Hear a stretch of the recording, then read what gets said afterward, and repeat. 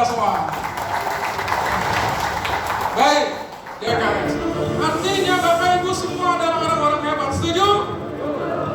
Maka dari itu kita siapkan di kita, pikiran kita, mental kita, bahwa sebentar lagi kita akan mengalami perhelatan yang luar biasa. Dan dimulai dari hari ini kita langsung sambut saja pembicara kita yang luar biasa, ya. Nah, ini dia. Pembicara pertama kita adalah Kok Sukiyatno, ya. Siapakah beliau? Ketua BP3 DPC PKS Kebayoran Baru. Owner Rendang Pak Tuo, Masya Allah, ya. Dan Community Development Genpro Jakarta Selatan, ya. Beliau langsung akan menyampaikan materi cara mudah menjadi saksi PKS. Pertanggungan dan tidak punya surat A5 atau pindah memilih. Apa yang dilakukan oleh KPPS? Siapa? Bu Miftah. Iya, Bu Miftah dari Cipete. Iya, baik. Sudah jelas ya pertanyaan kedua. Pertanyaan kedua dia berKTP ya Bu ya? BerKTP Petanggungan. Jadi Ibu tidak terdaftar dalam BPTB. Ibu tidak punya A5 kan? Tidak terdaftar. Ibu boleh nyoblos itu, nyoblos. Ibu saksi kan di situ? Ibu saksi. KPPS mempermudah ibu, silakan nyoblos, coblos. Kalau nggak boleh ya nyoblos di sana. Tapi kalau diperbolehkan nyoblos. Nanti korsan ibu, kami yang ada di kecamatan itu yang akan mengurus. Nanti bisa seperti itu, bisa. Yang jelas ibu kan punya kertas, ibu punya hak suara, ibu terdaftar di DPT. Siapa sini yang tidak terdaftar di DPT? Semua terdaftar di DPT ya. Jadi ibu bapak semua sudah terdaftar di DPT, sudah punya hak memilih, ya. Terkait administratif seperti itu, kalau memang ternyata diperbolehkan, kami akan bantu nanti. Seperti itu ibu ya, bapak ya. Jadi kalau yang mau dikasih, terima kasih pak. Udah, gitu, seperti itu aja. Disederhanakan. Nanti biasa PPS itu dengan PPK di kecamatan, itu dengan kami itu harus kerjasama. Karena ini buat bapak ibu semua bahwa PPK Kebayoran Baru atau pengurus KPU Kebayoran Baru itu dengan PKS, dengan kita semua itu mereka sangat baik hubungannya. Kita saling kerjasama yang baik. Karena apa? Saksi yang paling bisa diandalkan itu saksi siapa? Saksi PKS. Urutan dan ini sudah disepakati bersama. Saat pembukaan rapat pemungutan suara, apa yang harus saksi lakukan? Jadi ibu bapak yang di KPPS, di TPS itu ada berapa rapat? Ada berapa rapat? 5, 2, 6, 1. KPPS, di KPPS itu ada berapa rapat? 4. Apa aja Bu? DPRD, waktu pemilihan DPRD, pemilihan presiden, Ya, siap. sama DPR RI, sama DPRD. Iya, siap. Dengan ibu siapa? Ibu Rizky. Ya, ada 8. Ya, langsung saja. Yang di KPPS itu akan ada 2 rapat. Apa aja? Pertama adalah rapat pemungutan suara. Rapat pemungutan suara dari jam berapa sampai jam berapa? Dari jam rapatnya dimulai dari jam 7. Ibu bapak harus datang jam berapa? 6:30 paling lambat. Ya, jam 6 bagus. Nanti soal itu nanti ada ininya, ada lanjutannya. Tapi rapat itu ada dua. Yang pertama rapat apa? Pemungutan suara. Pemungutan suara berarti seperti apa? Pemungutan suara dimulai dari pembukaan. Ya, dimulai dari pembukaan. Nah, di pembukaan itu yang biasanya itu kotaknya sudah terbuka atau belum? Kotak tertutup ya? Iya, tertutup segel kotaknya. Baik. Ketika kotaknya tertutup segel, maka bisa nggak kotaknya dibuka sebelum rapatnya dibuka? Aku buka dulu nih, baru rapat. Berarti kan ada seremonialnya dulu kan? Rapat kita buka dengan keadaan segel kotak tertutup, kan seperti itu, ya. Jadi itu penting. Kenapa Bapak Ibu datang duluan? Ketika Bapak Ibu terlambat, mulai rapat ternyata udah dibuka, nggak tahu, ya seperti itu. Jadi harus tertutup dan dipastikan kertas suara yang tersedia itu dicatat. Kertas suara yang tersedia dari semua DPR RI, DPRD, DPD, Presiden dicatat dan diverbalkan, dikonfirmasi kepada KPPS. Kenapa penting? Nanti di akhir. Pentingnya nanti di akhir. Tapi kenapa? Jadi gini, Bapak Ketua KPPS, kami ingin mengulangi, sambil di video boleh, kami ingin mengulangi bahwa kertas suara yang disediakan berikut cadangan untuk DPR RI berjumlah 280, untuk DPRD berjumlah 280. Itu disebutkan. Kenapa penting disebutkan? Nanti di akhir baru akan kita lihat manfaatnya. Tapi kenapa itu harus disebutkan? Sebutkan, Bapak Ibu sebutkan, supaya itu kita udah kunci. Dengan kita sebutkan, mereka tidak menyanggah, berarti kita udah kunci. Nanti tidak bisa tuh tiba-tiba di akhir suaranya, surat suaranya ternyata 290, nggak bisa, gitu loh. Itu harus dikunci, ya. Nah, kembali ke ininya, pada saat perhitungan KPD ini nomor 3 ya, disepakati bersama saat pembukaan rapat pemungutan suara, KPPS memanggil peserta berdasarkan nomor urutan. Boleh nggak Bu?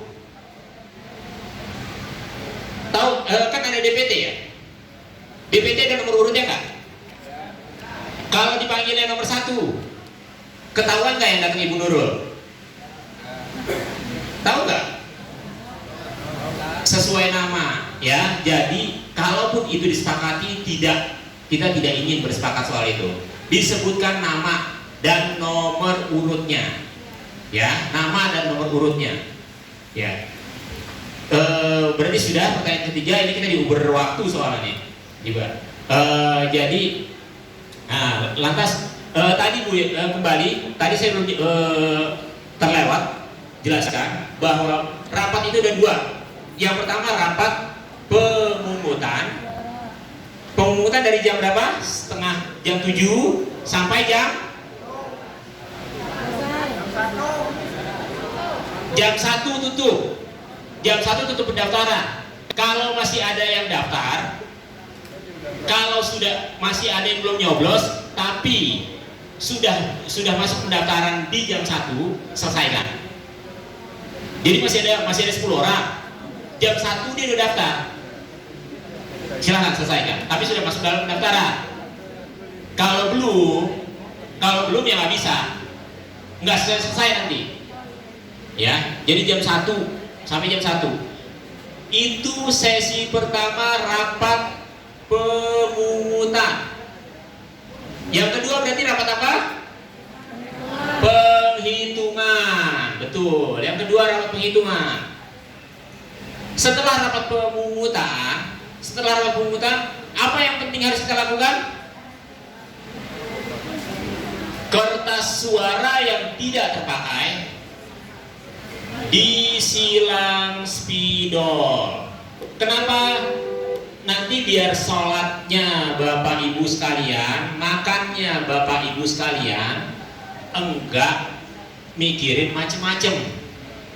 Itu kalau enggak tidak disobek. Yang di KPPS itu nanti ada kertas suara sisa yang ada tanda tangan kolom KPPS-nya, itu disilang semua. Disilang semua. Ya, dicatat, disilang semua. Sudah seperti itu. Baru Bapak Ibu bisa istirahat. Tapi dengan koordinasi dengan Polsaknya nanti. Tetap. Tapi pastikan itu. Ya, seperti itu. Baik.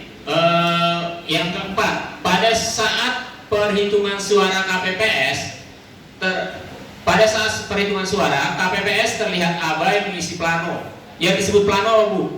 KPPS ngisinya di meja apa di whiteboard? Ya, KPPS ngisinya di whiteboard. Itu yang disebut plano. Ya, pada saat perhitungan suara KPPS abai mengisi plano. Misalnya PKS sah, tukang coretnya diem aja. Tegur ya, tegur, ya, tegur, ya.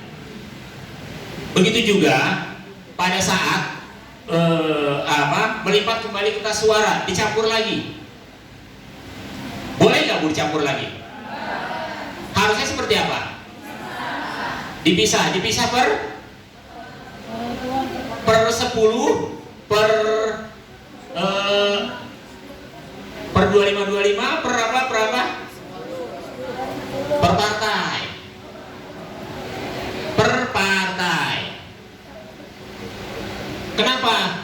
Nanti di ujungnya ketika ternyata Ibu udah protes.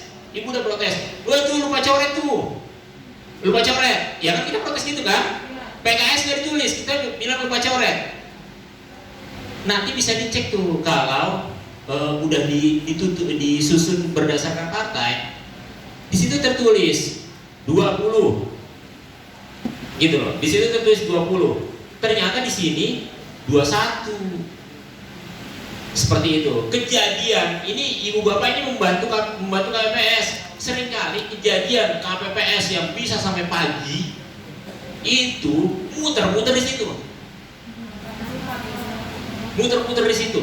Saya kebetulan sering mengurus banyak KPPS di baru yang bermasalah. Itu makin malam, makin payah, udah makin gak karuan. Kerjaannya campur, karena tidak tertib di awal, ya. Jadi kalau ini dipisahkan, tapi kita hanya mengingatkan, boleh nggak kita ngatur? Enggak, kita nggak boleh ngatur. Itu haknya KPPS, ya. Jadi kita hanya menyarankan. Baik. Ya, nomor 5. Pada saat hasil akhir suara sah, tambah suara tidak sah, tambah surat suara sisa, berbeda dengan perhitungan awal, apa yang harus saksi lakukan? Apa? Yang harus saksi lakukan adalah jeng paling tepat. Saya kasih dapat ini. Nanti dua lagi bukan saya, nanti dua lagi biar Pak Santo yang bagikan. Apa yang harus saksi lakukan? Pertanyaan nomor 5. Pada hasil akhir surat suara sah, surat suara tidak sah, ditambah surat suara sisa, berbeda dengan perhitungan awal. Ya, hitung ulang, berantem sama KPPS-nya. Ngitung lagi. Ya silakan. Menunjukkan video hitungan awal. Bagus. Belum? Iya, silakan. Gak mau tanda tangan dan mengisi surat keberatan. Wah, cakep. Ya, apa? Ya, cakep. Nama? Aulia dari Kelurahan Petobogan. Ya, jadi ketika jadi ini jelas ya. Tadi ibu siapa Bu? Bu Ida. Indah. Ya, sudah menyatakan kita punya video. Itu benar, itu fakta. Tapi kita harus punya tindakan, gitu loh. Tindakan kita harus berdasarkan fakta, gitu. Jadi ketika ternyata beda, gitu loh. Ternyata beda, kita harus minta C keberatan, surat keberatan. Dan surat keberatan ini ibu tidak harus menang. Maksudnya apa? Ibu tidak harus ngotot di situ. Oh ini harus ini, nggak bisa. Ibu tidak usah benarkan, tidak usah dapat apa-apa di situ. Ibu yang dibutuhkan adalah minta surat keberatan, buat surat keberatannya dengan jelas. Jangan, oh saya keberatan, payah dia, gitu. Nah itu kami yang di level selanjutnya baca itu bingung, apa ini? Payah KPPS nyebelin, gitu. Nah itu kami nggak bisa follow up, gitu. Jelas. Terjadi selisih suara, kami sudah ingatkan. Tadi Bapak bilang hitung ulang, gitu loh. Itu kalau KPPS-nya langsung ngerti. Biasanya KPPS-nya karena udah capek nggak mau tahu Pak. Padahal nanti dia ketemu lagi Pak sama kami di kecamatan, suruh hitung ulang. Tapi di kecamatan bukan dengan Bapak. Kalau dengan Bapak bisa mereka marah sama Bapak. Kalau dengan kami itu ulang, suruh bongkar lagi. Seperti itu. Jadi selisih satu suara aja itu ulang. Hitung ulang nggak selesai, ternyata benar terjadi selisih, bisa PSU pemungutan suara ulang. Bisa seperti itu. Jadi ibu bapak jadi saksi itu harus mengerti bagaimana membuat C keberatan dan diverbalkan. Kalau buat C keberatan, verbalkan dulu apa keberatan kita, sampaikan.